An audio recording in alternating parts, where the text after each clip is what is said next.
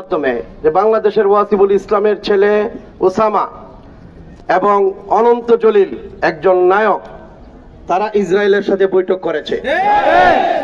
এবং পতিত স্বৈরাচারী শেখ হাসিনা সরকারের পৃষ্ঠপোষকতায় বিগত আমলে যত গন্ডগোল সবগুলা করেছে এবং আমাদেরকে হেফাজত তাবলিগের আমরা যারা আছি উলামায়ে কেরাম তাদেরকে হেফাজত বলেছে, পাকিস্তানপন্থী বলেছে এবং তারা উলামায়ে কেরামের সাথে বিচ্ছিন্ন না, আলেমদেরকে কলঙ্কিত করার জন্য কাজ করেছে। মূল এজেন্ডা হলো আফগানিস্তানে তারা মার খেয়েছে, তারা বুঝেছে যদি কওমি মাদ্রাসার আলেমরা এক থাকে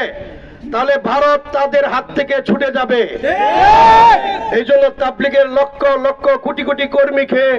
তারা সেখান থেকে উচ্ছেদ করতে চায়, আলেমদের থেকে বিচ্ছিন্ন করতে চায়। বিগত 100 বছরের ভিতরে পারে নাই, কারণ তাবলিগ